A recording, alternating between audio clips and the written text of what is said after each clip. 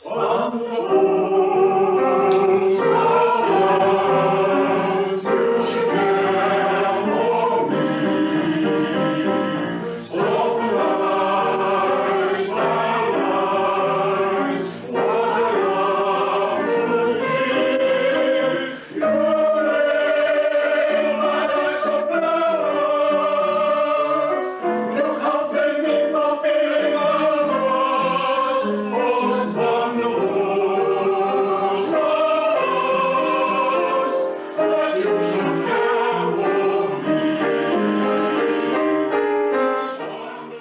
morning in 1928, a group of men crossed the recreation ground and assembled at the high hedge near the main road.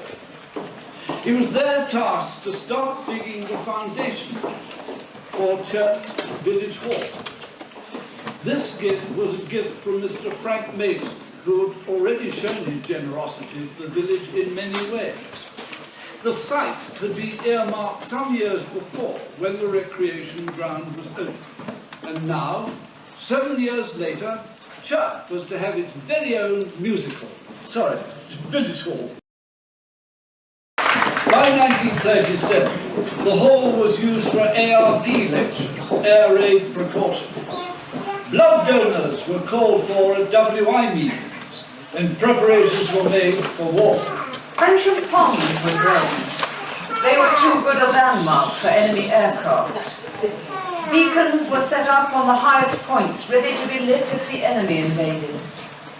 In August 1939, the children practiced gas mask drill, and Headmaster Gould remarked, "I have discovered that it is necessary to place the infants in a separate room, as the effect of a large number of older children wearing gas masks is rather frightening." War was declared on September the 3rd, 1939, and the village hall became the focal point of Churt's war efforts. The Churt Hall, suitably blacked out, became the centre for civil defence. The committee room was reused for an air raid warden's post. The Red Cross laid out beds in the hall and kept nightly vigil, but not without some objections. To the chairman of the Village Hall Committee, the hall is at present being used practically exclusively as a first aid post, and recently it has been found advantageous for 2 nurses always to sleep at the hall. Sanitary arrangements are most primitive, and it is expedient that an L-sang closet should be provided. Churt still waited for main drainage. Like many homes in the village, the hall had its earth closet. The kitchen was used for Red Cross equipment. The cinema room became a store for various defence sections. The stage was a canteen for the women's land services. The Home Guard drilled in the hall until their commander, Colonel Hardman Jones, was asked to look elsewhere as his men's heavy boots damaged the floor, despite the covering which was permanently used. The Special Constabulary used the hall, as did the Women's Voluntary Services, and the stretcher bed.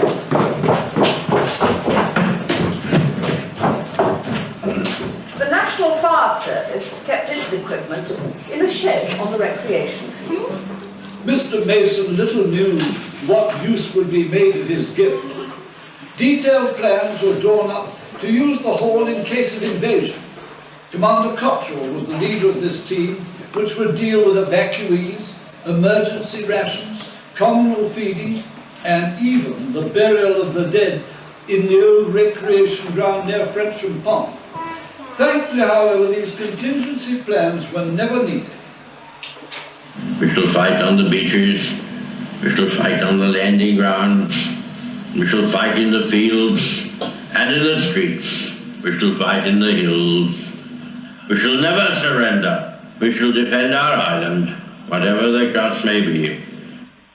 In September 1940, bombs were dropped in the area, and the blast blew out the centre window of the school. But the glass held well because of the strapping.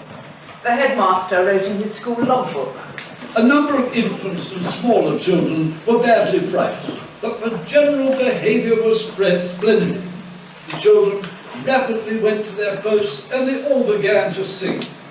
By 1942, the Hall Committee tried to avoid bankruptcy by letting the Hall for social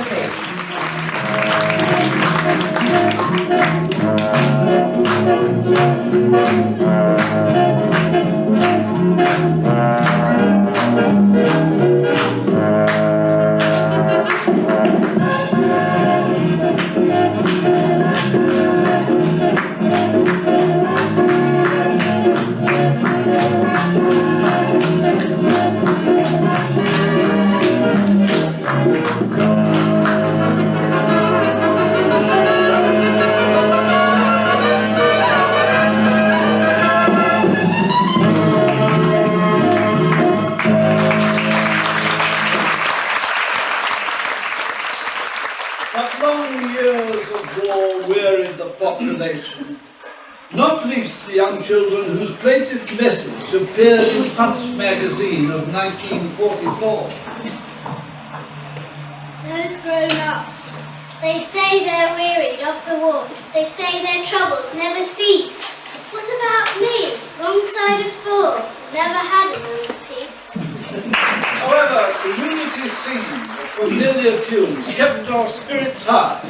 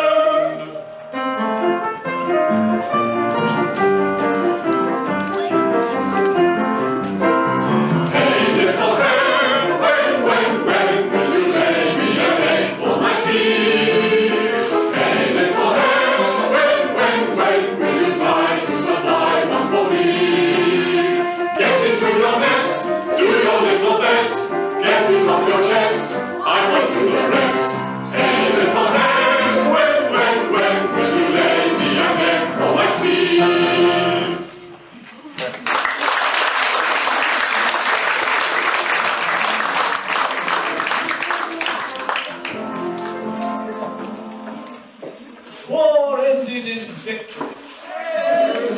The bells of England, silenced for 6 years, peal loud. The children of the village assembled in the school and took turns in ringing the bell, the tinies being helped by the older children.